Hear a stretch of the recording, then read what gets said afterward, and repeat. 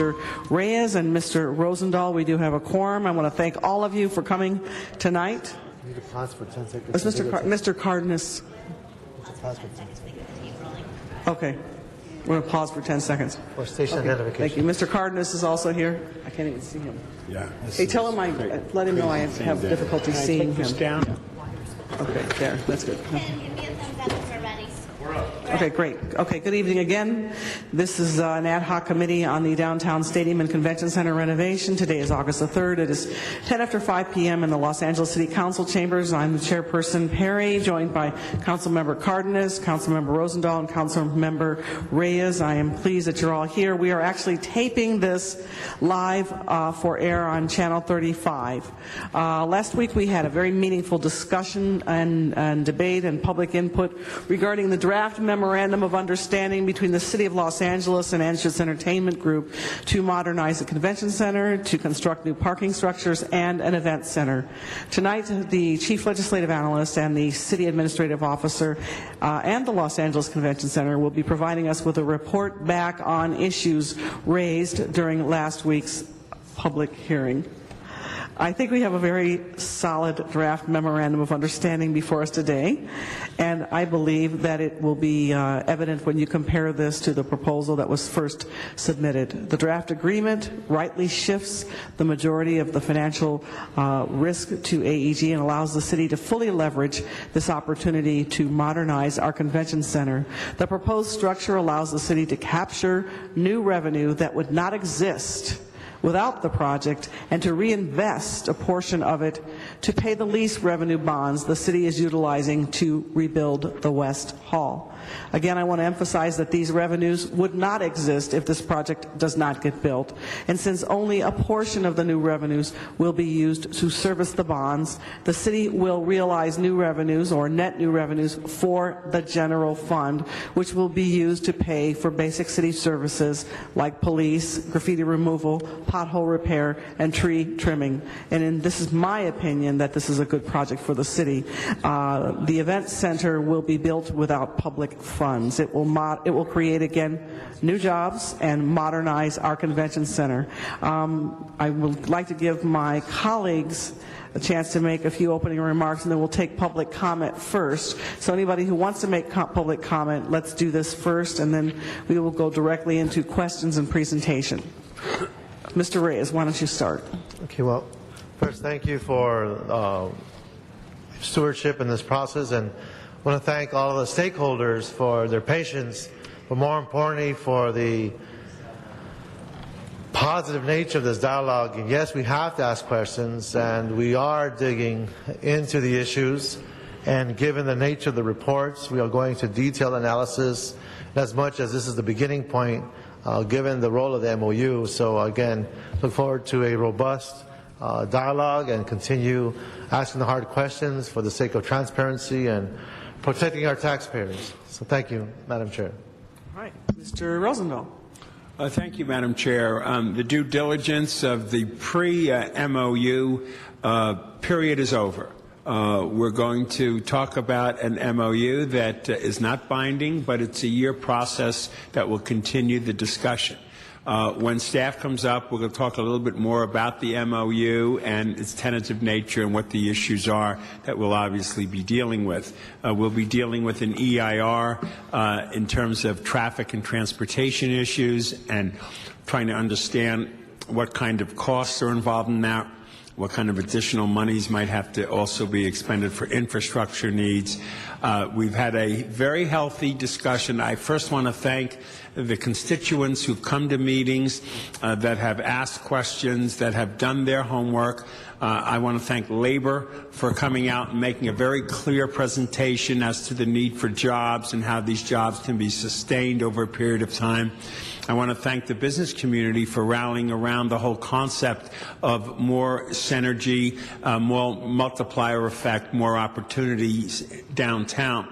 I did ask a lot of questions over a period of time, and I did get a whole lot of answers to my questions, and I'm delighted to see all the answers to these questions dating back to my initial letters that I have sent out. It's been very helpful for me, and it's been very helpful for the process where we are today. I'm very optimistic at this point that, assuming my colleagues and I approve the MOU today and it goes before the full council on the 9th, that then we'll be into the real work, which will be the year process of taking it to the next level.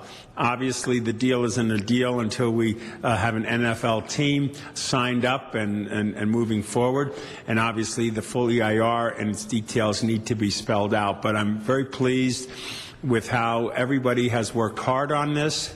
I think Tim Lewicki showed real energy by going to a lot of community meetings, at least in my district. He went to the Palisades and he went to Brentwood, and he took a town hall meeting that I organized in Mar Vista that had people throughout the district. And even Mr. Fleming, who just walked in, we got all the answers to your questions so that we could be thoroughly in a position, having done our due diligence and our homework, to move forward in making something happen that could be quite exciting for all of us. Thank you, Madam Chair. Okay, thanks. Mr. Cardenas. Thank you very much, Madam President. Again, I'd like to thank the staff and the consultants and also the City Council members for the diligent effort that has been spent on this so far, and also the attention that it rightfully deserved and it has been getting. One of the things that I want to point out at this moment, and I'll have some questions for the staff, and hopefully we can enlighten the public about what this MOU is really about. But one of the things that I'd like to point out is that today we celebrated the 40th anniversary of the Los Angeles Convention Center, and yet we're not 40th in the country down on the list, but we're closer to 30th in the country.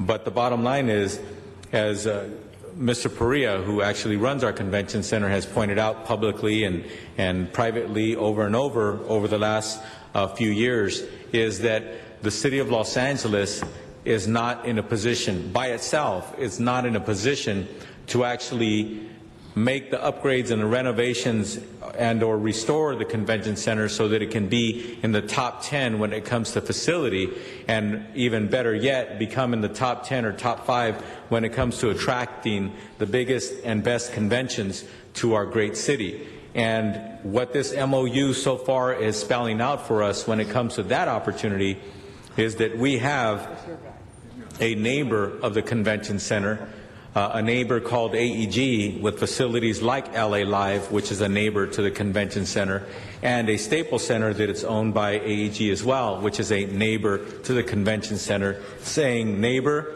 we will finally unlock that problem for you, and we will provide the ability and the resources and the guarantees to make sure that you can, in fact, do so. And that's part of this MOU that I think is far too often not mentioned, as this, people call this a stadium situation. Yes, a stadium is the last piece of what is going on here, at least attempted of what's going on, but at the same time, what's really a tremendous opportunity for us is that the convention center is in fact the first piece of what should go on if we in fact end up following through with AEG and on behalf of the City of Los Angeles and move forward. So tourism is the #1 industry in the City of Los Angeles. Our convention center is not in the top 20, and this is an opportunity for us to bring our convention center by various levels in the top 10 and possibly bring our convention center activity into the top 5. And I'll end with this. The #1 issue that is on my mind is making sure that Los Angeles is actually being responsible in this process. And at the end of all of this, we have an opportunity perhaps of enhancing our economy. And what that means, tens of thousands of jobs, temporary and permanent, when you look at the entire picture. And that, to me, is our #1 responsibility. Thank you. Thank you very much, Mr. Cardenas. Now I'm going to take public comment first. So anybody who is here who wants to make public comment, this is the time to do so, because once we finish with these cards, we're going to, I'm going to close that off. So anybody who wants to comment, get your card up here to one of the Sergeant at Arms, Officer Johnson.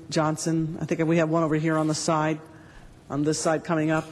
And I'll call your names out. Quentin Fleming. Doug Arsenault? No? Doug Arsenault? Okay. Jim McQuiston.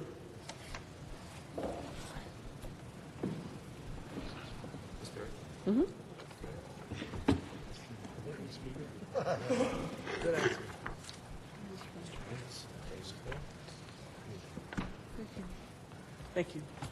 Okay, go ahead. Thank you. Yeah, it's me again. I only had a brief opportunity to look at the response that was presented last night to the inquiry from our last meeting. Unfortunately, the response really wasn't a response. They did not specifically answer the questions that were addressed. They were just general statements, and I can elaborate more on that. But it's a fundamental principle of medicine that when a patient is dead and you need to do an autopsy, the doctor who did the operation doesn't do the autopsy. I've run another series of scenarios, and I think it would be beneficial if we could have an independent person, someone without vested interest, possibly even a city employee themselves, take a look at the numbers. Where, why, how? I know I'm asking a lot of questions, but Sam Donaldson once made a great quote. He said, the questions never do the damage, only the answers do. I've run a series of scenarios, the best I can tell, using the methodology of the consultant. It's difficult without full, but I've been able to replicate on one spreadsheet, replicate their methodology. Then I put myself in the strategic position, what would I do if I were AEG to maximize the value? I'm going to do something that AEG will never do. Here's my methodology. You can look at every single cell. Here's exactly where, why, how I came to my numbers. It's conceivable that the city, if AEG is happy to accept a 6.7% IRR, I think it would be a brilliant idea for the city to take them at their word, because under one scenario, we'd have to back out almost $2.9 billion to get them down to that IRR. I'm showing possible IRRs of 24%. So please, I'm laying it out for the public to anyone. Tell me where, why, how I'm wrong. Thank you. Okay, hold on just a second. No, I'm just going to see where the timer is. Is it okay? Where can the speaker see the timer? Yeah, it's Madam Chair. Okay. It's right. All right, you've got it set for 2 minutes. All right, because we can't see it. Okay. Okay, great. All right. Okay, just so you know, Mr. Fleming, our third-party consultant is just to your left, right there in the first row. We do have a third-party consultant. We've had that person all along, right, called CSL Consultancy. So they've done their third-party, unbiased, independent analysis of the situation. Right. So I just wanted you to know we're not. Yeah, great. But the dilemma is, okay, they're defending their own numbers. Thank you. Mr. Arsenault, and after Mr. Arsenault will be Jim McQuiston. And again, anybody who wishes to speak, get your cards up here now, please. Thank you, Madam Chair. My name is Doug Arsenault. I represent the Valley Industry and Commerce Association, which consists of over 360 businesses in the city of Los Angeles and surrounding areas that have created over 100,000 middle-class jobs. Though I speak on behalf of all of our members, I want to focus on our hotel owners for a moment. Their 11,800 beds were filled a few weeks ago by the Microsoft Worldwide Partners Conference. And filled beds meant filled restaurants and filled retailers. This could be a regular practice in Los Angeles with the construction of this stadium and attraction of an NFL team to our fair city. Bringing the glory of football back to Los Angeles will benefit Angelinos as a whole, from downtown up to the San Fernando Valley and down the basin. VICA urges you to make this collective dream a reality without delay. Thank you. Jim McQuiston. Following Jim McQuiston will be Mr. McQuiston. Why don't we let you comment on both of your items now, and I'll give you 1 extra minute. You can do both. Okay? Jim McQuiston. Okay, item 1. You have my statement. It really goes to item 1. One of the things that bothers me, although I appreciate it, is the fact that we are asking this developer, more or less, to do more than what he's going to get out of it himself, because we're going to end up with some profit. And you know, the Jarvis organization has put in Article 13D and C, in which we're not supposed to be doing this. I'm not saying that they're going to raise an objection, but this is one of the things that bothers me about this in general. As you know, I'm not particularly opposed to this project. The only thing that I'm worried about is budget and finance. And one thing I am worried about is the long length that it's going to take to make a return on this. I think if we looked at the Coliseum or if we looked at the Convention Center, we'd find exactly that we're going down the same path on that. We can't really say that we're going to come out on this. I'm really surprised. But one of the things that really bothers me is that the developer is not going to be an owner of the team. I think we're substituting the owner for the city's position, and that bothers me a lot. I would really love to see a requirement that he actually be a owner or part owner of the team, more or less to give us an anchor, because otherwise the NFL has a dreary history of just looking for something else. And when you look at it, we're asking some other city to say bye-bye to your team. We're going to take your team away. And if we do that, why can't somebody else do that to us? The other thing on item 2, the only thing that I want to say is, as you know, that I was very, very involved in the secessions, anti-secession, I should add. And one of the difficulties of that was that the state law says that anyone who analyzes bonds and this sort of thing and city finances is supposed to be a registered engineer in the state. And I don't know if the analysts on this are registered. I haven't looked at my roster to see, but I do say that we had a lot of difficulty in the secession era because the people who analyzed it were not registered engineers. Thank you, Mr. McQuiston. All right, Thomas Bateman. Following Thomas Bateman will be Irene DeAnda-Lewis. Following Irene will be Rocky Pellicino.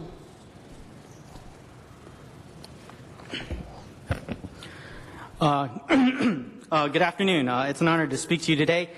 Los Angeles is a great city and deserves great leadership, and I want to say I'm proud of the council for asking tough questions and making this a better deal for the city. Bottom line, this is about jobs, and jobs are what this country, this city needs. Unlike Washington, let's prove that government and private business can work together and get something done that's not just good for the city, but good for Southern California. I come from Orange County, where I grew up watching the Los Angeles Rams. But I lived most of the past 10 years in Los Angeles, so I consider myself a proud Angelino. 10 years ago, I would have laughed if I had been invited to come and have a good time in downtown LA. But with LA Live, that's no longer the case. I've attended multiple conventions at the Los Angeles Convention Center, and everyone who's there knows that it needs improvements and upgrades. But when I do come there for conventions, I do pump in money, and a lot of the people that I work with also do that. AEG has proven its ability to get things done and put people to work. You've heard criticism loud and clear, but what I haven't seen from these critics is how they're going to create jobs for the hardworking men and women in the construction and trades who will be called upon to build and staff Farmers Field, the upgraded convention center, and all the new hotels and restaurants that will make downtown the premier convention and event destination on the West Coast. You can look the citizens of LA in the eye and tell them you protected taxpayers and created jobs. LA is a first-class city. We should have Super Bowls here on a regular basis. 15 of the top 25 single-game attendances in the NFL were games held in the LA area. We haven't had a Super Bowl here in nearly 20 years. And they say currently the Super Bowls generate $500 million into the local economy. LA is missing out, and the NFL is missing out on a great city. We should have an NFL team, something 30 smaller cities have. Think of how awesome it would be to hear the name, the Los Angeles Rams, again. I strongly urge the council to approve the memorandum of understanding, and I look forward to attending games at Farmers Field. Thank you. Irene DeAnda-Lewis. Following Irene will be Rocky Pellicino. I'm Irene Lewis, the Executive Director of the Salvation Army Red Shield Community Center. The center has been serving the Pico Union community for over 61 years. It's located on 11th Street, just 4 blocks west of LA Live and the Convention Center. Prior to the construction of the Staples Center, you would hear gunfire every night. I'm sure that if you had folks who would come here, they would tell you that definitely there has been a tremendous improvement since 1999. A study was done about potential public funds that were going to be allocated to address the issue of gangs for gang intervention.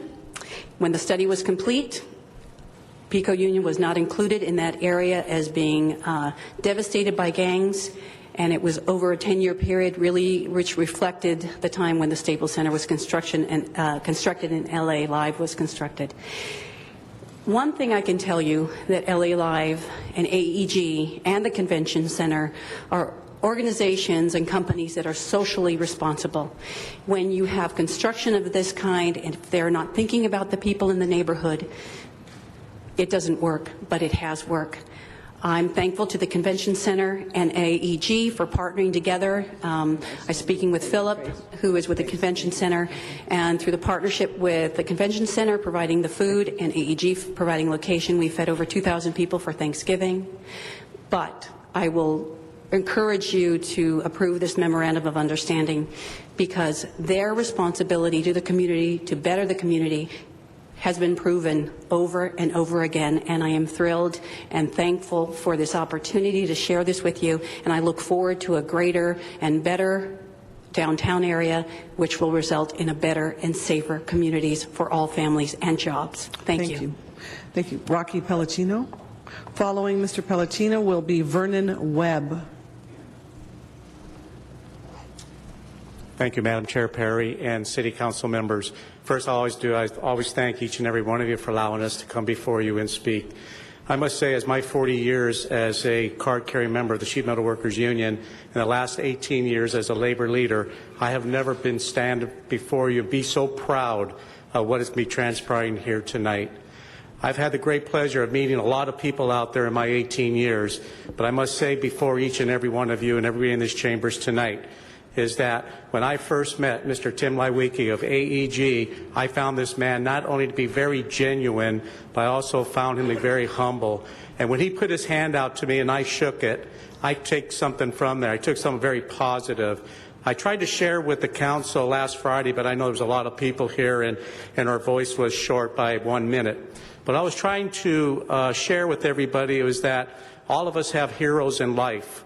And I must say to each and every one of you, I am proud to stand and say here, I look at Mr. Lewicki as a hero.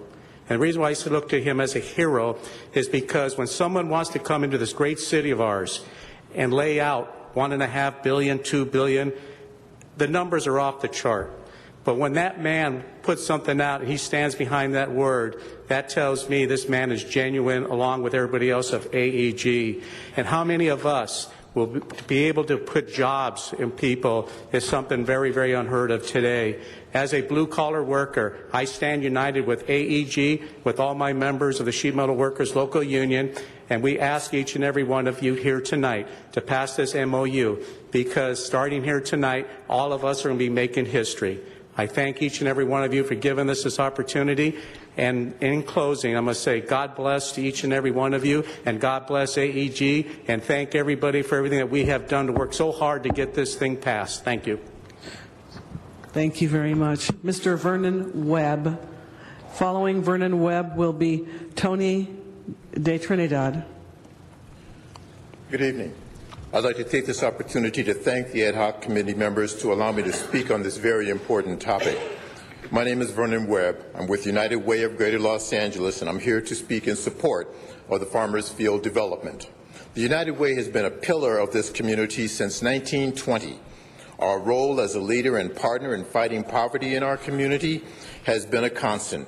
We've continued to play the role in our community because of the support of more than 300,000 donors, 3,000 businesses, and numerous other partnerships that we have worked to build strong relationships with.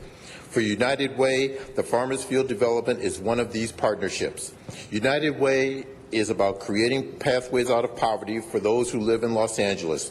We specifically focus on making sure families have the necessary tools that they need to be financially stable, and increasing the high school graduation rate in our youth and ending homelessness. As all of you know, Los Angeles is wrestling with increasing levels of poverty in our community.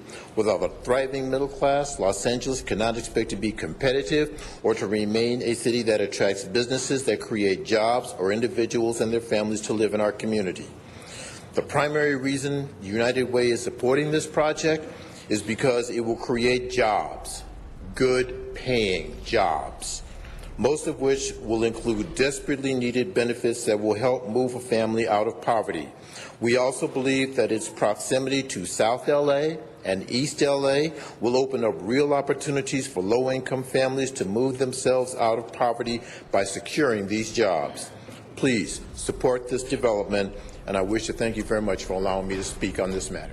Thank you very much. And again, I want to reiterate my call for anybody who wants to speak on public comment. We're taking it now. So if you want to speak on public comment, please give your card to the Sergeant at Arms, because once we're done with the cards, I'm going to close that off. Okay, Mr. De Trinidad. Good afternoon, members. My name is Tony De Trinidad. I'm a representative of the Painters and Alley Trades, District Council 36, representing the respected crafts of the painters, drywall finishers, the glazers, the floor installers, and also the trade show exhibitors. We're here to support the approval of the MOU. We feel that this project is really, really important for our members. We're 40% unemployed right now, and we are a union that is going to be directly impacted not only during the construction phase, but after the construction phase as well, with the trade show conventions coming in and the expansion of the convention center. So we approve this project, and hopefully we can get the MOU passed as well. Thank you. Thank you. Thank you very much. Robbie Hunter. Following Robbie Hunter will be David Ewing.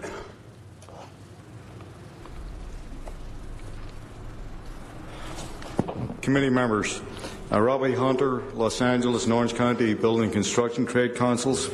As you know, we represent 140,000 construction workers, and I'm not exaggerating when I say tens of thousands of these workers are unemployed at this time. 40% unemployment. The normal unemployment among residents in Los Angeles is around 12%, and people think that's bad. And in the industry that we function in, 40% is a disaster. There's very little city, state, or federal money to stimulate the economy and construction. We have a private entity willing to come in, and we believe it'll be $2 billion worth of infrastructure, including Farmers Field. The hotels will be stimulated by this sports arena, the new West Wing for the convention center, and as we all know, the convention center really is the key to the door here. This is where the city should be interested. The West Wing is badly needed to be redeveloped. It'll be covered by AEG. It'll absolutely drive the 4 hotels. That'll be able to be the infrastructure for the convention center. The convention center itself has never been really reached its full potential because of the lack of hotels. Farmers Field will enable those hotels to be built, and the convention center will be more viable. So for all those reasons, we are absolutely in support of Farmers Field, and we'd like to thank the committee for their diligence. We support them. We want this to be successful for the city, and we believe it will be a success, and we're supporting it. Thank you. Thank you very much. Mr. David Ewing. Following David Ewing will be Carrie Brazeman.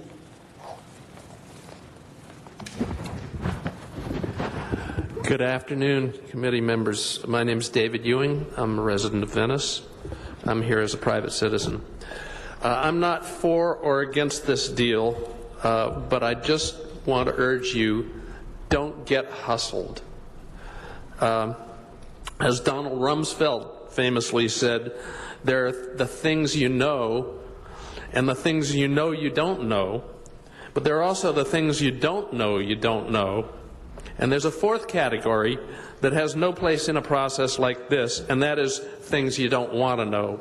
So I think it's really important for the city to invest in information in this process. This stadium deal is starting to feel a little bit like the run-up to the Iraq War. It's all flag waving and rah, rah, rah. Nobody wanted to ask the tough questions in that situation, and instead we're still living the tough answers because we never asked. Your decisions here will determine not only the fiscal health, but the character of our city for decades to come. Let's not regret them in 10 years. We all owe it to the people of Los Angeles, to the city's employees, to the bond holders, and to our children to ask the tough questions and be prepared to act on the answers. Do we want to commit the heart of the city to a service economy? That's the biggest unasked question in my mind. Service economy is a low-wage economy. Do we want to tilt ours in that direction for the foreseeable future? Is the first tier the most profitable and stable segment of the conventions market? What will be the impact on other downtown venues? If transit is not sufficient, will jammed freeways scare people away from other downtown activities and venues? Has anybody really analyzed this? And so much more to go. Thank you very much. Thank you. Mr. Brazeman. Following Mr. Brazeman will be Enrique Legaspi. Madam Chair, you can submit that in writing if you want to. That's complete with the questions. Good evening. Okay, Mr. Hold on a second. Mr. Reyes? Yeah, I just wanted to just invite those who have very articulate letters and or questions that if you don't get a chance in the 2 minutes, you can submit it in writing for the record, so in case you didn't get to finish. Thank you. Go ahead, please. Sure. Good evening. Kerry Brazeman, LA Neighbors United. I'll be very brief. First, as we know, this is not a zero-sum game. Our neighborhood-centric livable city agenda, our sidewalks agenda, if you will, and the council's jobs agenda and downtown economic development agenda are not mutually exclusive. We can have all three. We can win on all three counts if we get a good deal. We're on our way. We're well on our way to a good deal, but we're not quite there yet. I do want to acknowledge and thank the city's team of negotiators, Mr. Santana and Mr. Miller. We're much further ahead than we were a couple of months ago, a long way towards mitigating taxpayer risk. Attention should now be paid to increasing the deal's hard return to the taxpayers so that we see hard return above and beyond the project-specific debt service the tax revenues are taken care of. As we say, if the city leaves money on the table, it's the same thing as giving money away. As Mr. Ewing said, we don't want to see the city leave money on the table. Today we submitted a comment letter with 7 or 8 different ideas of how we might generate a little bit more revenue for the city out of this deal, and we thank you in advance for taking a look at our letter. Thank you. Thank you very much. Mr. Legaspi. Following Mr. Legaspi will be Edwin Rodriguez. Hello, my name is Enrique Legaspi. I'm a teacher out of Hollenbach Middle School. I've been teaching there for 9 years. Innovative teacher, and I think this is an innovative project. I know when the students and I first heard about this project, we were very excited. I know throughout the year, AG Worldwide, Martha Salcedo, and all the people there have not only offered their campus to me, but they've given students a place to dream loud. And I think this project with the football stadium is very meaningful. It means a chance to modernize our city for the kids. And I think our tomorrow's leaders are really excited about that. And I know all the students at Hollenbach Middle School, Roosevelt High School are really, really looking towards this project as an opportunity to jump off and really find new careers and really excite themselves with new passions. And I think with AEG and their involvement with sports and entertainment and their give back throughout the year, with Earth Day and the different field trips that they do with the community really represents their give back, and they really understand that giving back is always in season.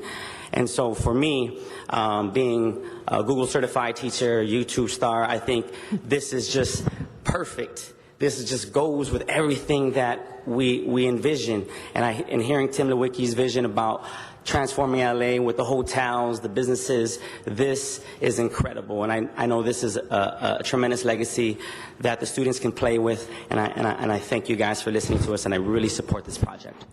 Thank you very much. Mr. Rodriguez.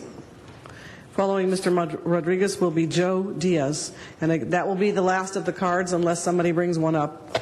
Then we'll close off public comment after that. Good afternoon. Thank you. Ad hoc committee members, thank you so much. AEG, thank you for bringing us this opportunity to LA. I'm a staff at the Hollenbeck Police Activities League. We work with a lot of youth at risk, non-at risk, in the east side of LA. And when we heard about this proposal, we were kind of excited. You know, the kids love sports. It's what keeps kids out of trouble, among other things. And football is something that they've been talking about for a long time. I remember growing up in LA and coming to the movie, the show, to see a movie when you were a teen, and the only place was downtown LA. But when it starts getting dark, we wanted to get out of downtown LA because it got dangerous. And now with the development of LA Live and Staples Center, you have so much fun. You can take your family there. I've taken my kids there. We've taken kids from the program there, and it's just a family-oriented venue. You know, it's great. I think that I've attended a couple of the meetings, and it seems like the deal for the city keeps getting sweeter and sweeter, and AEG is asked to take on more responsibility. I think this is not an issue of whether you approve the MOU, but it's how do we get it done? How do we approve this MOU so that AEG can start building this stadium? They have a proven track record. They not only get involved with what LA needs and provide jobs and opportunities for residents, but they have a commitment to the community, not just AEG, but the partners, the other corporate partners of AEG, the people they work with. They share that vision. And at least for the east side of LA, they've gotten involved and they've done a lot of great things. And I just wanted to speak come here before you and ask that you support their plan. Thank you. Thank you very much. Joe Diaz.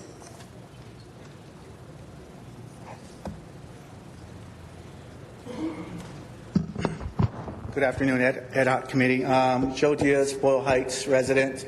Just want to take the opportunity to know how important an MOU can start off to a bigger opportunity.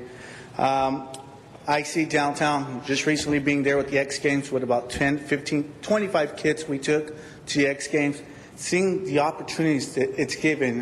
Coming from Boyle Heights to downtown, you know, downtown was at one time one of the worst areas to be in the evening. You have so much improvement that's going in downtown LA. You have improvement with the Staples AG area. I think what it could continue to do with a football field, just bring more opportunities. I mean, I'm not even talking about jobs, but just the life of downtown LA. We used to think Broadway used to be the place. We eventually hope Broadway will be the place again. But for right now, AEG is the location all over LA Live area. I think it's just one of those things that you see a brighter future in downtown LA and LA in general. And when we look at Staples Center, we look at the convention center, we've taken 10 kids, the opportunity to take them to E3 a couple of months ago, just seeing the improvement it would do with a new convention center, how much more new activities would come to, video games would come to E3, having kids bring them to E3. We, as a city resident, I've seen so much improvement. Why not continue the improvement of the city of LA? And that's all I need to say. Thank you. All right. Thank you very, very much. That concludes our speaker cards, and that will conclude the public comment portion of this meeting. Now I'd like to ask representatives from LA Inc., the Los Angeles Convention Center, the Chief Legislative Analyst, the Chief Administrative Officer, and our consultant from CSL to come forward. Do we have someone here from LA visitors? Oh, yeah, there we go. Okay. While Mr. Lieberman is coming up, why don't I ask the representative from CSL. I just want to reiterate this question I asked before about the types of jobs, how many jobs would be generated, the types of jobs, and the skill level and percentage of how many of those jobs pay a living wage and provide benefits. If you can just give us that first answer. Yeah, as I believe was provided to you yesterday in the addendum, we have shown the jobs supported by industry, with the majority of the jobs being in the service industry. They are the average pay, if you looked at the payroll that was produced and the economic impact, was about $34,000 per year. Service industry was about 3,800 of the jobs. The food service sector was about 500. Advertising and related, 385. The majority of the jobs are those jobs that are there supporting the event center, the football stadium, the football team itself. It includes the food and beverage on the daily operation, the security, the maintenance of the building, all the contracts that go to support that as well. Okay, thank you very much. Now, the CSL's analysis indicated the city was at a significant competitive disadvantage for convention business because of the lack of hotel rooms within a half mile of the convention center. So, for the record, how many hotel rooms do you think are needed to make the city competitive? Well, when you look at the peer market, it's about 7,700 hotel rooms. And when you look at peak night rooms, or peak night, which is the night during the convention or the trade show that utilizes the majority of the rooms, and if you assume 70% block booking of capability, we think you need to have about 7,500 total room inventory within close proximity of the convention center. You have about 1,600.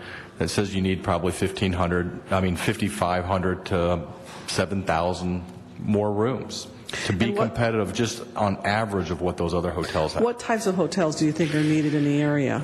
It's a good question. I mean, obviously with the JW and the Ritz, you have some very nice high-end hotels. When you look at the majority of the convention markets around the country, the thing that you're lacking here in the city of LA is the Westins, the Marriotts, the Hiltons. Those are probably the 3-star, 3.5-star hotels that you need to really support your inventory. Mm-hmm. Okay, Mr. Lieberman, did you want to weigh in on this? Yeah, Okay, there you are. Thank you. I certainly agree with the comments. I think that when you think about where we are today and who we compete against, and you take a look at the rotation of conventions, and conventions, many of them rotate between 1 year between the East Coast, middle of the country, and then the West Coast. And of course, we compete with cities like Anaheim, San Francisco, and San Diego. And you take a look at a half-mile radius from the convention center, and as was pointed out, the 1,600 rooms we have as compared to, say, San Francisco with almost 19,000 rooms, and San Diego and Anaheim with approximately 8,000 rooms. We really are at a competitive disadvantage.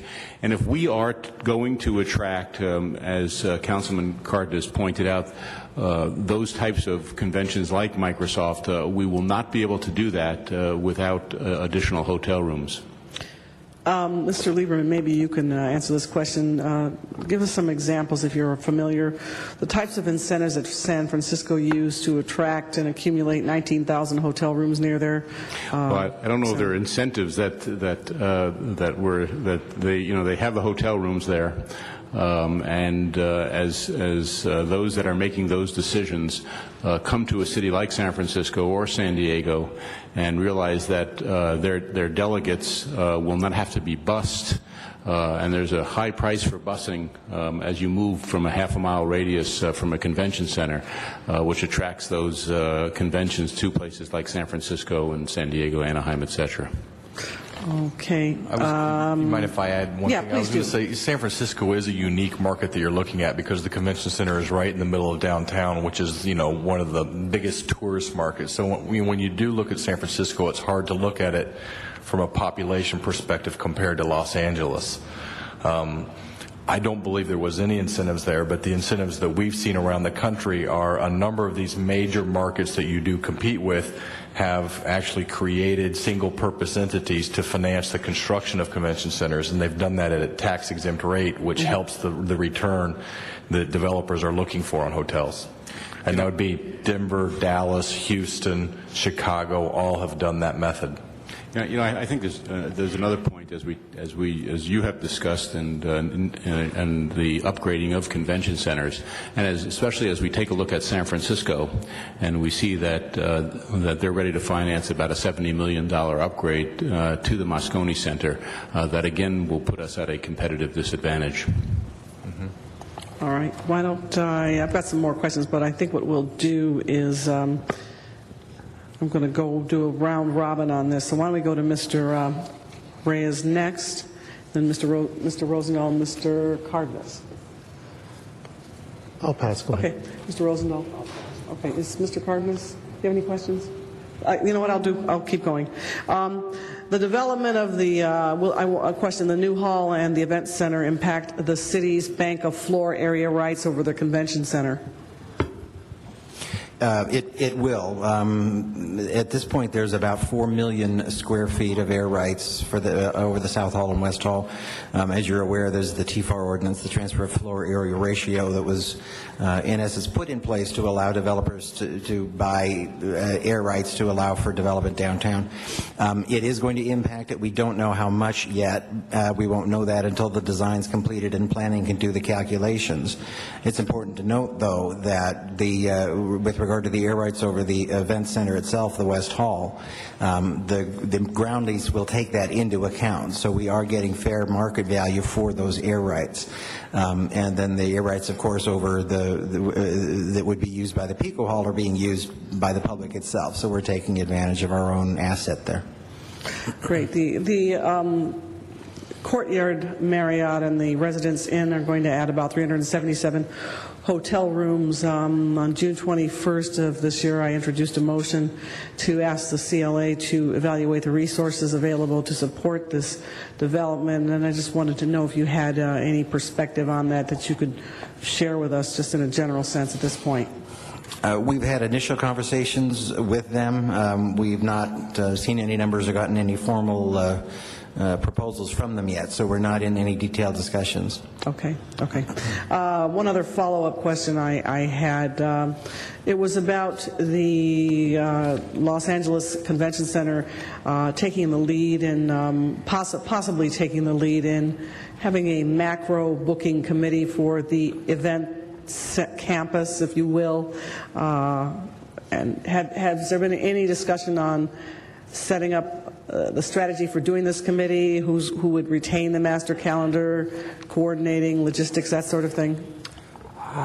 Councilman Puri Abbasi, Los Angeles Convention Center. Currently, what the proposal is to expand the existing committee that we have. Currently, there is actually a booking committee. It's composed of AEG, representative from an operational standpoint, and the Los Angeles Convention Center team. We are proposing to expand that committee to include LA Inc., both from a sales standpoint and an operational standpoint. The master calendar for the campus is currently established as a result of that committee, and again, we are recommending that work be progress as it is now. The only difference would be to expand it to include LA Inc., as they're ultimately responsible to bring the additional citywides into the city. Mr. Lieberman, thank you, Mr. Abbasi. Mr. Lieberman, if you could share with us some of the steps you believe we are taking as a city to attract more convention center activity and citywide events, and if there are, in your opinions, existing policies that we need to consider updating so that we can get ahead of the curve on attracting more opportunity. I think that we're seeing, from a positive standpoint, we're seeing an increase in the number of bookings over the last few years. If you take a look at 2009 up until 2011, and as we take a look at 2012, in 2009 and 2010 we had 17 conventions here. In 2011, we'll have about 21 conventions, and as we move forward to 2012, it looks like it will be one of our peak years with 24 to 25 conventions, which is really good news. I think putting together this committee, as Mr. Abbasi has mentioned, is a real positive step in moving moving forward to work on the logistics of bringing larger conventions and more conventions to the city as we bring on additional hotel rooms and an additional space at the convention center. I think that one of the things that obviously that has been discussed in great detail, but should be mentioned again as a real positive, of course, is our ability to have contiguous space at the convention center. I think that this will allow us to really attract additional conventions moving forward. Mr. Reyes. Yes, as you articulate these cycles, and we know that these, I learned this from previous discussions regarding the convention center, that you work between 3 to 4 year loops. What happens this year we won't feel for another 3 or 4 years, such as the scheduling of the industry and how it tends to perform.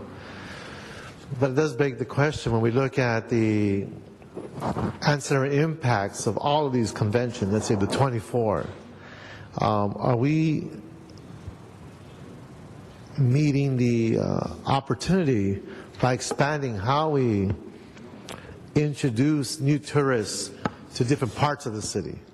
We had that discussion 15 years ago, and I know 10 years ago we started seeing luminaries, movie stars talking about LA is their town.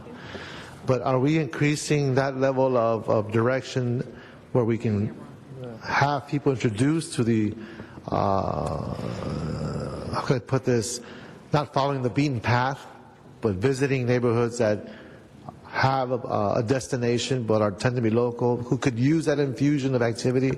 Are we thinking in those terms still? As conventions come to town, whether they be associations and or corporate conventions, we sit down with them as an organization and work with them in providing activities and sightseeing activities for these conventionaires as they have free time. And we provide them a variety of tours. They go to our website, and many of those tours or opportunities do include a variety of neighborhoods that you have been talking about. So that dialogue does occur? Yes, it does occur, yes. So how can we know which areas are you directing in my district? We will get that information to you. And I think those business owners would be pleasantly surprised that they're being identified as a destination, yes. And maybe we can enhance that experience as well. We will. Thank you. Mr. Cardenas. Thank you very much.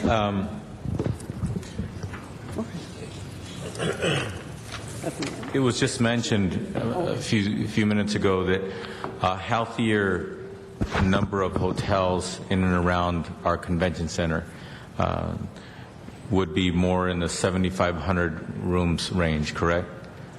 And right now we're closer to 1,500, give or take, correct? Give or take. Okay. So, Mr. Abbasi, that's something that is beyond your control, right? How many hotel rooms does the convention center own? Zero. So basically, what you're subjected to is the environment that you have to work with. The environment of the convention center is something that you are in charge of, right? That's correct. The employees, making sure that you have a healthy booking, transitions, making sure that the service is provided at a level that these conventions want to come back or speak well of us.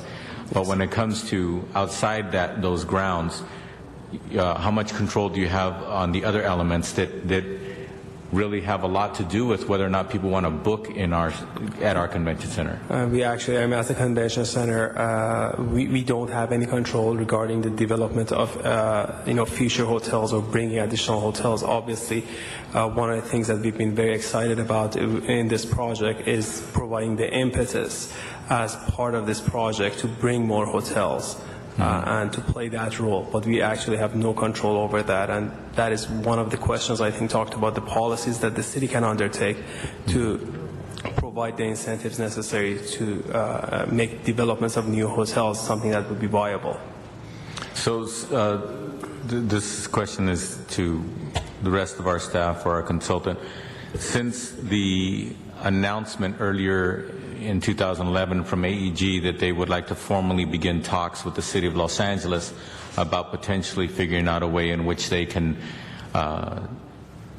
be the owner or build and own a stadium in downtown next to our convention center. Have we had any announcements from any private entities saying that they would like to build hotels within a half mile of our convention center? Well, there was the announcement that Ms. Perry was referring to. I think it's a Courtyard by Marriott, and actually I believe that they were talking potentially about doing two, depending upon whether or not the stadium actually got built. And I have had conversations with others who essentially want to know what the status is, et cetera, because they're looking at it. No firm commitments, but there's clearly interest there in developing hotels. But that seemed to culminate after the announcement. Yes. Okay. So again, it's in the interest phase right now, but it's not in the people pulling permits and wanting to build yet, correct? Correct. Now, does AEG own those potential projects that are inquiring? Not to my knowledge, no. And the convention center obviously doesn't. We haven't been in the hotel business, and we're not planning to yet, right? Okay. The reason why I'm saying that is because I think that's important for us to understand that moving forward is something that isn't just important to the city or important to AEG, who's on the other side of the table from us in this negotiation, but moving forward in a way that people see that we're serious and that this particular government isn't dragging its feet like people accuse government of doing all the time, that it's not only a perception issue, it's a reality of whether or not the city of Los Angeles can capitalize on this potential opportunity. Isn't that important as well? Absolutely. And as far as you can tell, this question to the CAO and the CLA who work for the city of Los Angeles, work for the people of Los Angeles. My question to you is, do you feel as though you've been pushed too fast or too hard? I know you've been working hard, there's no question about that, but the question, emphasis on too hard or too fast. I do not, no. The staff of my staff, the staff of the CAO, the city attorney, Perea staff, they've all been terrific in getting the resources in place. Obviously, it was important to try to resolve all of these issues as quickly as we could, but in no way do I think that the resolution of those were compromised. We didn't rush. We took the time to figure out what the issues were.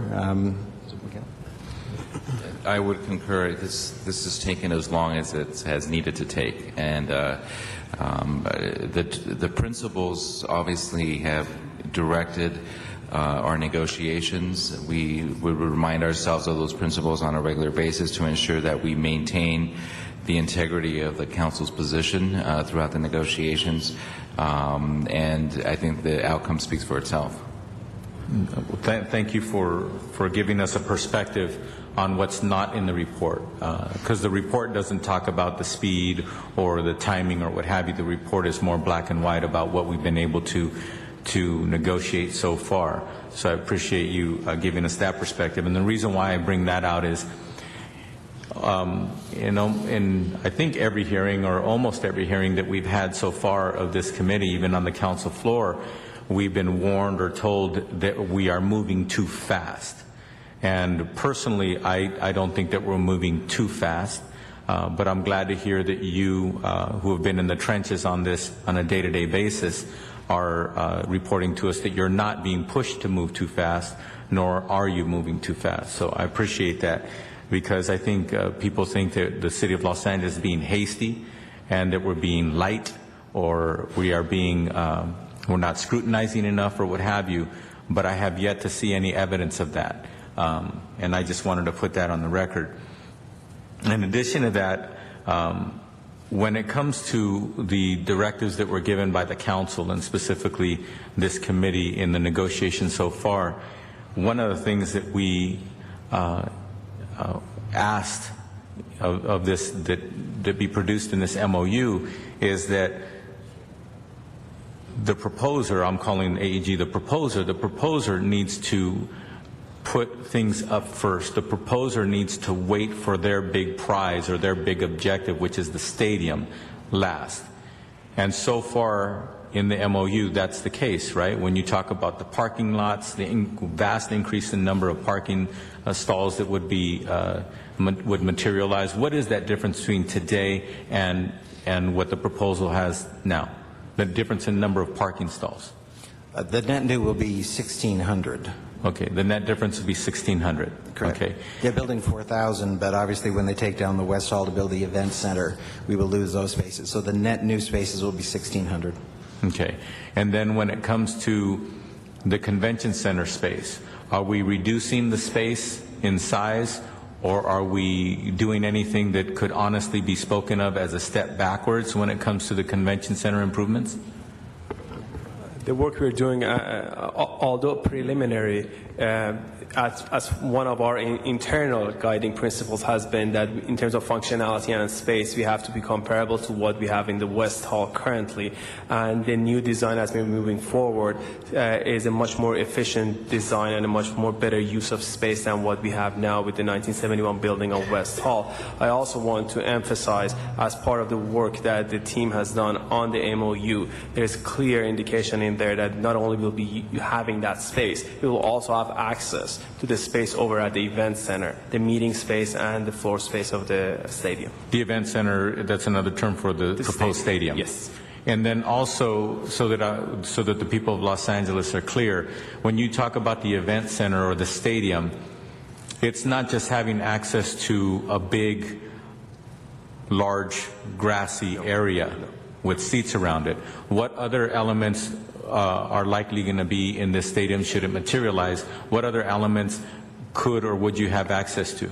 While the flat space of the stadium floor is a desirable asset, and I had made that comment in the past couple of meetings, the main item that we are looking at is actually the ancillary space, the special function spaces, and the meeting spaces at the stadium, which are over 100,000 square feet, which would enable us to have a better package of meeting rooms to be able to go and work with Mr. Lieberman's group in terms of garnering additional market share in terms of events that are looking for more meeting room spaces.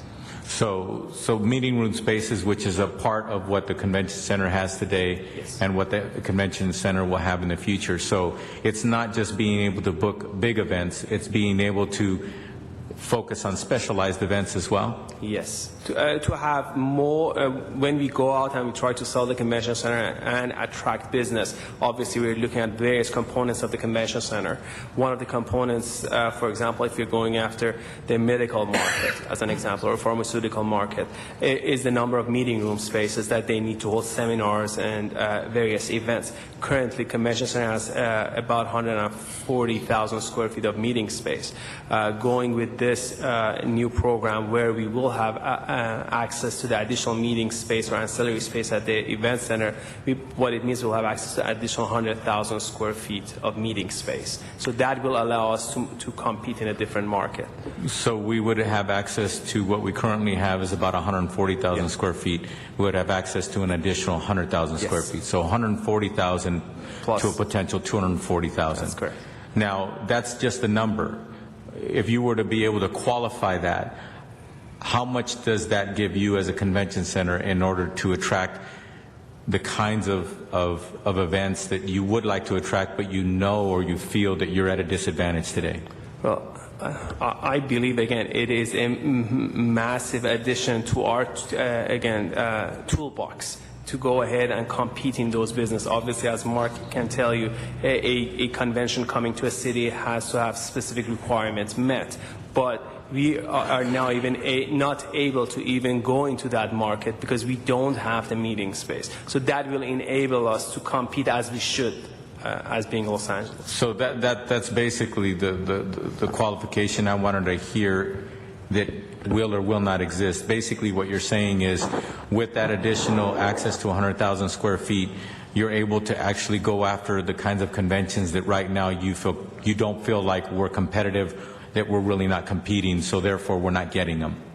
Yeah, I think it goes further than just the 100,000 additional square footage in meeting space. What we're talking about really is not just the the square footage size. It's the number of meeting rooms that are available, which is as important as which we do not have today. So it's basically like a hotel that maybe has some nice rooms or what have you, but if they don't have some meeting rooms downstairs or what have you, they're not getting a certain customer. Customer's not even talking to them, so to speak. That's correct. Okay, so we'll have a lot more specialized conventions that will actually be talking to us that really aren't talking to us pretty much today. And how many people do you employ, Perea, at the convention center? Convention Center has over 150 full-time employees and somewhere in the neighborhood of 600 to 800 part-time employees. The full-time equivalent is about 300. And then we obviously have various contractors that work at the convention center.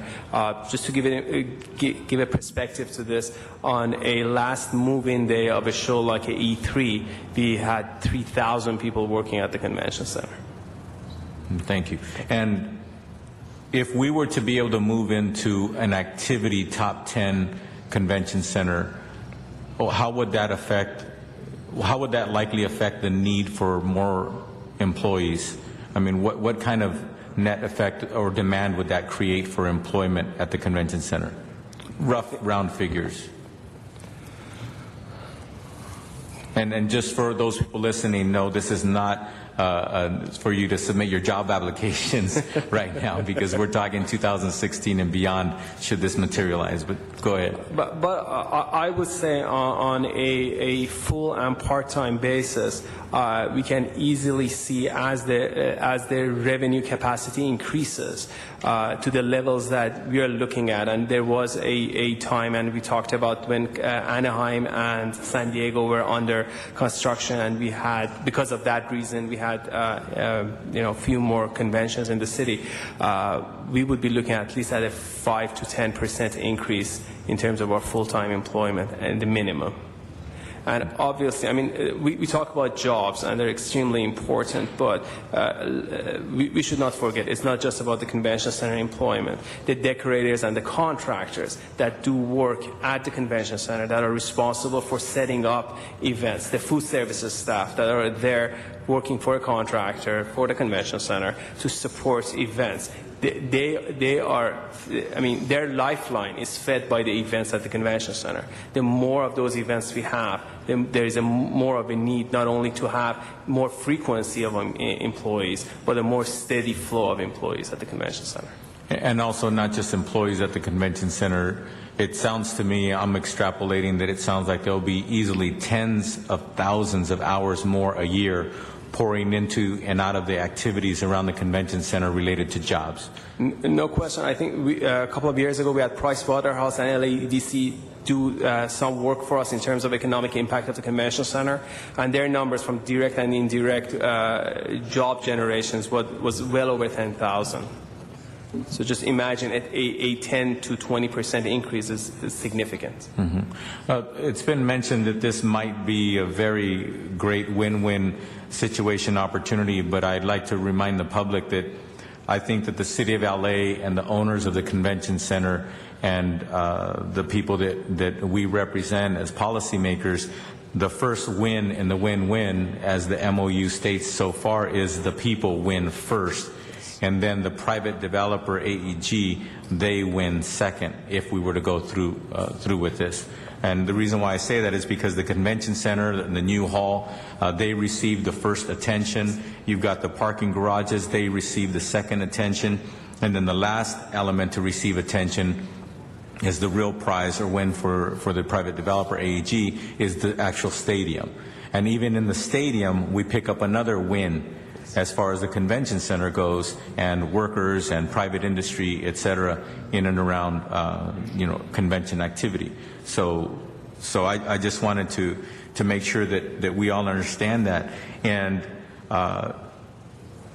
one of the reasons why for those of you who got bored with the answers that have been given and the detail that our staff has been willing and our advisors have been willing to go into, I think it's important for people to understand that there are thousands of hours that have already gone into where we're at today, just on the MOU process, just on the analysis, et cetera. And you just got to witness just some end result answers from a lot of analysis on how closely and how carefully we're looking at this.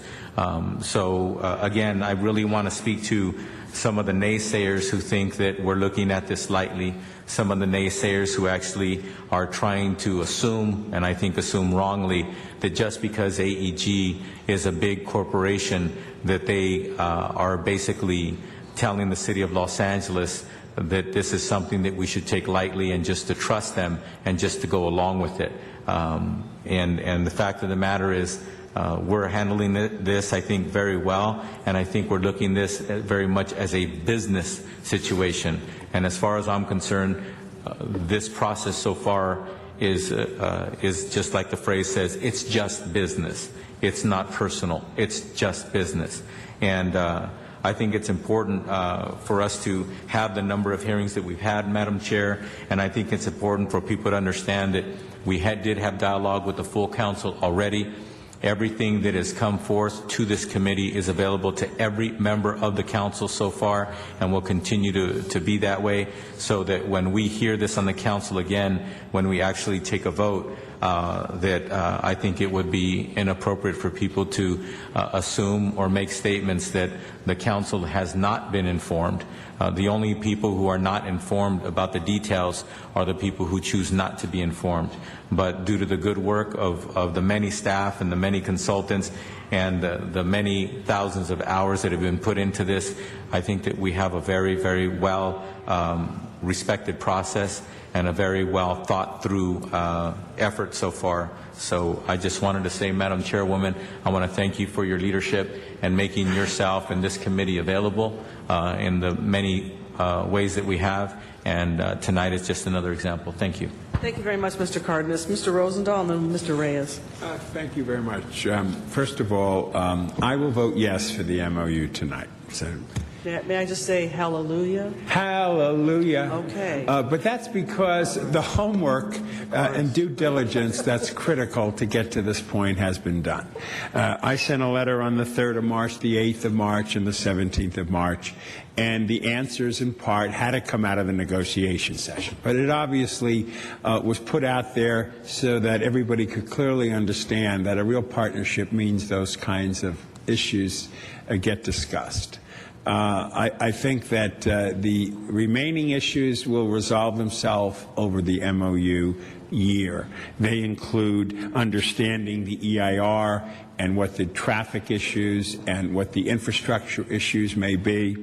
I think the profit issue is an ongoing discussion as to what do we mean by profit, what kind of profits are we talking about, and can the city as a legitimate partner participate in the profits as well as the risks, which we obviously are when we're going to put up a bond and we're going to deal with that issue there. And that will be ongoing. The advertising, sign districts, the issues of advertising, as Mr. Hathaway brought out more than once or twice, are issues that we will continue to discuss as we go through the MOU process.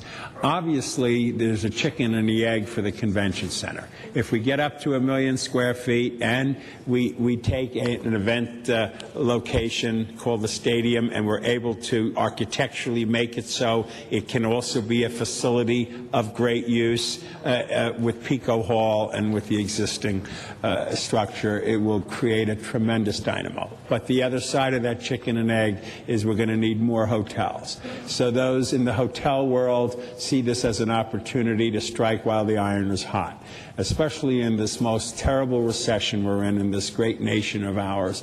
The idea of creating meaningful jobs, but having the multiplier effect of the stimulus downtown that would create more hotels, which not only mean jobs in the construction, but the ongoing and also all the other activities that would create itself. We also know that year 14, 2014, is a magic moment, at least in our brains here, that we could have a completed convention center of the upgraded status going from 15 to 5. We also know that 2016, as Mr. Cardenas says, is when the Event Center Stadium would happen, which truly means that they are a player with us in a partnership way. Obviously, I expect during this MOU period them to come up with a team, or maybe two, that can play there and add that kind of energy on top of other energies that will be used in that event center besides 12 games or 14 games of NFL football. But all of that means that the partnership is moving in the right direction. The MOU process, and I'd like just a little bit of clarity, what kind of flexibility points when Quentin Fleming talks about front-loading profits, I don't know what that really means. I'm pretty, trying to figure these things out as we're doing it. I don't want to front load anything on things. I want to make it very clear for the taxpayers, obviously, and for us here. But the MOU stages, what are the tickle points that you see over the next 12 months where, once again, we need to focus, do our homework, do our due diligence, and bring us to the point where a year from now we can have a final product and move forward with this project? Well, I think going forward, there will be two parallel tracks. There's going to be the EIR, right, which will address the traffic issues, on the signage issues, everything that you've been discussing. By the way, we'll make it clear again that in addition to the negotiating team, my staff and the CAO and the rest of the folks have a larger working group together that involves planning and DOT and fire and LAPD and BOE, and so those are going concurrently on those efforts. We will also then, if the council approves the MOU, begin drafting the documents, again, the negotiating team, including city attorney and the folks at the table with AEG, on actually drafting the numerous documents that are going to have to come forward. It's going to be obviously up to the committee whether you want regular updates, whether you want updates as issues become significant and we need feedback. I think that's something we can work with the committee chair on going forward. But then the expectation is a year from now, May of 2012. Would be the completion of the EIR and the completion of the hearings, and that would be before you with the definitive documents. Mm-hmm. If I could add, on the financing piece, then of course, this is a framework for the financing, and then we will go back and drill down even further, work with our bond counsel to ensure that the framework works, possibly check with the IRS in terms of the tax-exempt status of eligibility of the bonds to make sure that's solidified, and prepare all that bond work, which is very extensive as well. Mm-hmm. And so my ask will be during this next 10, 11-month period that when you get toward critical points that would require us to make decisions, that you give us enough lead time, enough transparent documentation. My constituents are watching it like hawks, and so is everybody else that cares about a good business deal, be it the business community or the labor community or the entertainment community or everybody else, so that we can each step of the way check the temperature, see where we're at, be shared with the information, be able to intelligently engage in it, and then obviously as a city council, through our leadership here, empower you with the directions and the steps to take. Can we get that sense of commitment, of timetable and all that? Okay, thank you. Mr. Rosendale, we can talk and figure out what would work with not only the CAO, CLA, and the interested parties, but among the members of the committee. It might be that we get together every other month just to get an update, or every 90 days, but we'll figure something out so that we have a regular schedule and the public can expect it and know when it will happen, and so that there won't be any questions in anybody's mind. Mr. Reyes, did you want to ask some more questions? Yes, just a couple of more.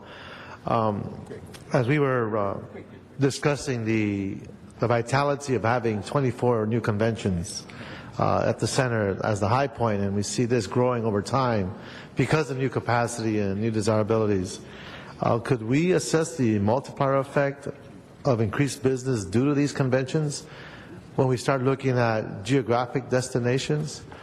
The assertion being, based on what we learned in today's dialogue, that there is an interview process and there is a discussion to the nature of the audience or the beneficiary that comes here, and they have certain reasons to want to visit certain parts of the city.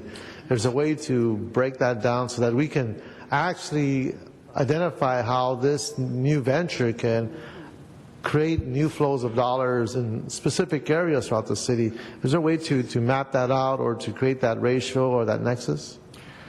What we did is we took a look at how the city of LA would be impacted as a single entity. So from the 5 incremental events that we assumed would happen because of the renovation of the convention center, was about $60 million of total economic activity. We didn't break that down to downtown versus other parts of the community. Northeast LA. No, we didn't do that. That's getting too micro to evaluate that $60 million. Right, but if we know now that when we interview visitors, we see a pattern of where they tend to go, and we can see where dollars are flowing and where they're not.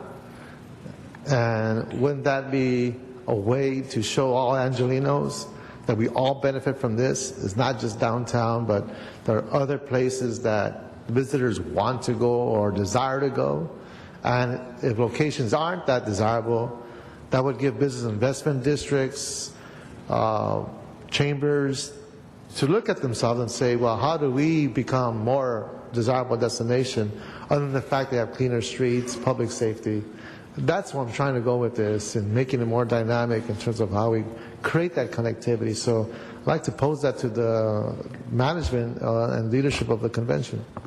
You know, I think that, you know, as we book larger conventions, and I think that using the example of Microsoft, where we've been talking about the ability now to have a peak room night of 5,000 or 6,000 rooms downtown, and if you take a look at Microsoft and the effect that it had for the entire city of Los Angeles, where we had a peak room night of over 8,000.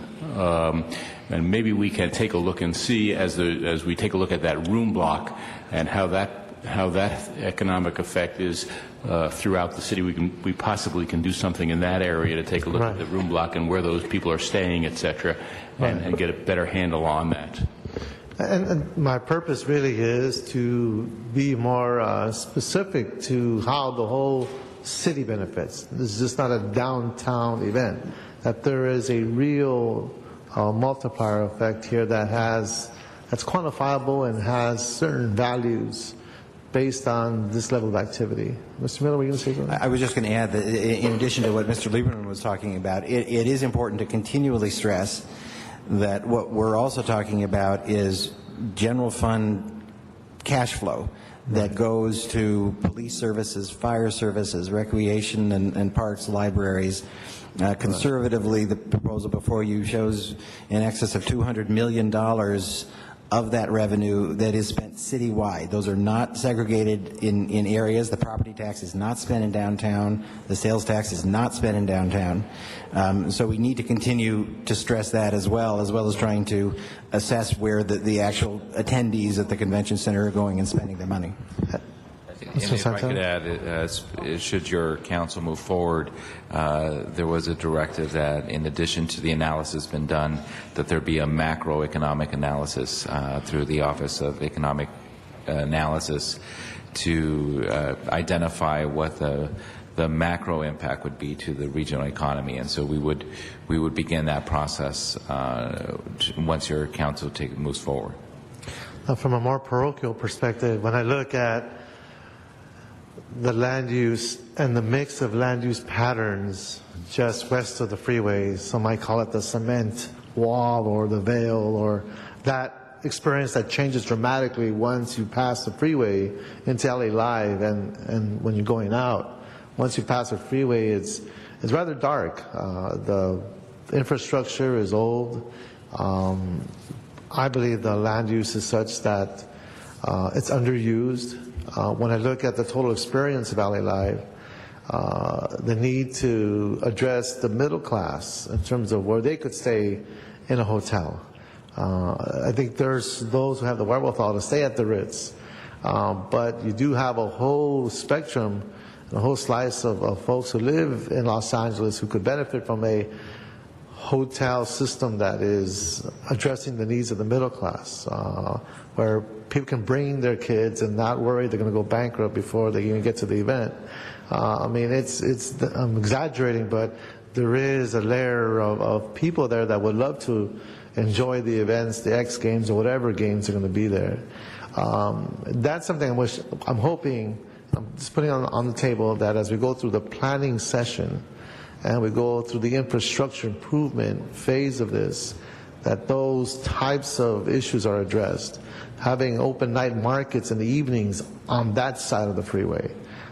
Again, these are incredible opportunities that really would lengthen it and make these gateways much more viable as we proceed. So I want to make sure that was on the record and share those concerns with you. But thank you, Madam Chair. Thank you very much. Now, do we have somebody, a representative here from the Office of the City Attorney? Is there someone here from the City Attorney? I just have a question that I wanted to ask on the record. Would you mind letting the City Attorney have a seat? Thank you. Somebody. Thank you. My name is Marilyn Garcia. I'm with the City Attorney's Office, and in connection with the CAO's report regarding the consultants that are being retained, it is reported that Nixon Peabody will be the new bond counsel. Oh, you want me to? Can I just go through that and then? What? Oh, I'm sorry. Yeah, that's okay. And let me just recite it, and then you can respond to it. The Chief Administrative Officer replaced Oric Harrington and Sutcliffe with Nixon Peabody LLP to serve as bond and tax counsel. And Mr. Santana, please correct me if I state anything incorrectly. Oric was replaced due to a conflict of interest, and we have since learned that there might be a potential conflict of interest with Nixon Peabody. However, it's my understanding that the City Attorney, Office of the City Attorney, is recommending a waiver of potential conflicts of interest for Nixon Peabody. So I'd like to ask our City Attorney to brief the committee on this matter and to make a recommendation to the committee regarding a waiver of conflict of interest. Pursuant to the California Rules of Professional Conduct, Nixon is obligated to request a waiver after fully disclosing the facts to you. If there is a potential waiver, if the potential conflict can be waived. Nixon has disclosed 3 potential conflicts. One is that Nixon serves as local counsel to Anschutz Exploration Corporation in litigation pending in New York State regarding a groundwater matter. The firm represents Regal Cinemas in certain labor negotiations, and Mr. Anschutz, who owns the AEG, is an investor in Regal. But Regal is a publicly traded company. And third, a Nixon lawyer in Nixon's New York City office at his previous employer served as a financial advisor to Majestic Realty with respect to a proposed NFL stadium in the City of Industry. And upon leaving that organization, that relation is terminated. There's no longer any relationship now. The City Attorney's Office has reviewed these facts, and we recommend a waiver because the matters described are not related to Nixon's proposed representation of the city here, and we're not aware of any connection between those matters or any information with respect to those matters that might compromise Nixon's representation of the city in our matter. And the lawyers who worked on those other matters will not in any way have any involvement with our project. And for these reasons, our office recommends that the waiver be approved by the council. Okay. And I believe it's only being submitted here for consideration. And this is only being submitted procedurally so that the council can consider this matter when it considers action on the merits of the proposal. Thank you very much, Ms. Garcia, and I'm going to forward this recommendation by the Office of the City Attorney to the full City Council for consideration. So, members, are there any other comments or questions? Mr. Cardenas?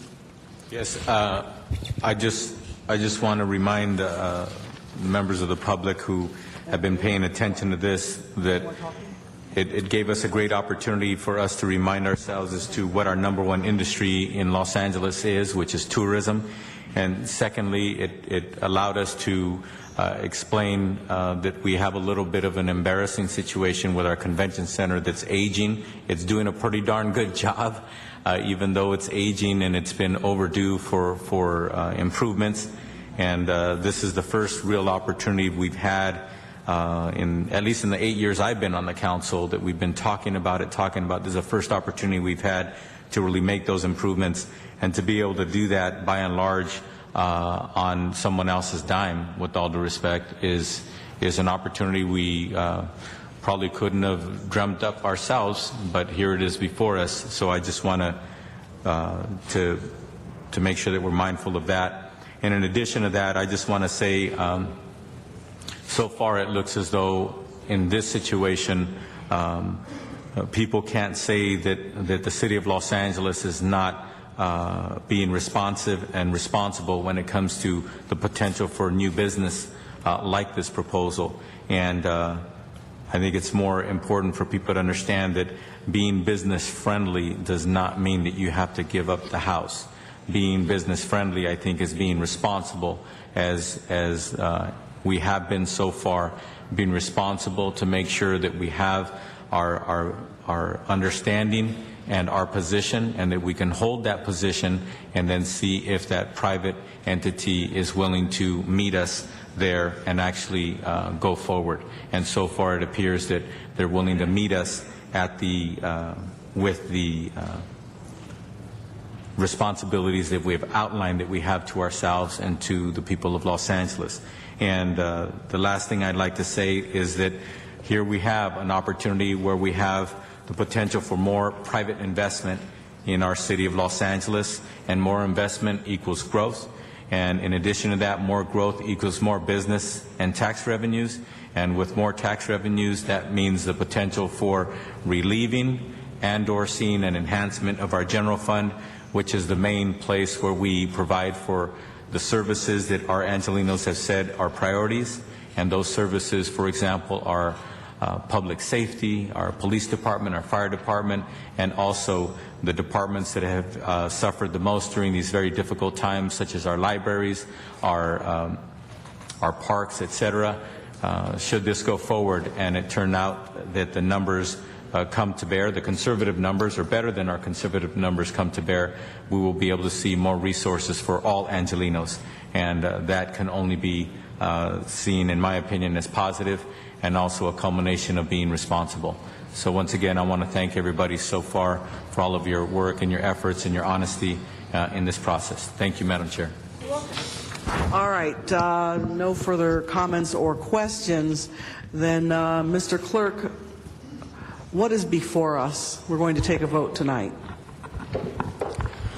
Before you have two CLA, CAO, LACC reports. The first includes the MOU and related action. The second includes the report that came in regarding an update to the questions you asked at your last hearings. The recommendation for that report is a note and file. The first one or the second one? The second one is a note and file action. The first one contains the action regarding the MOU and related action. Okay. All right. I'm sorry. What did you say, Mr. Cardenas? I said move the first item. Yeah, let's go ahead and move that. Let's take a voice vote. Okay. Perry? I want to hear Mr. Rosenthal's vote on the record. Very good. Perry? Aye. Rosendahl? Aye. Reyes? Yes. Cardenas? Aye. 4-0. Thank you. And then the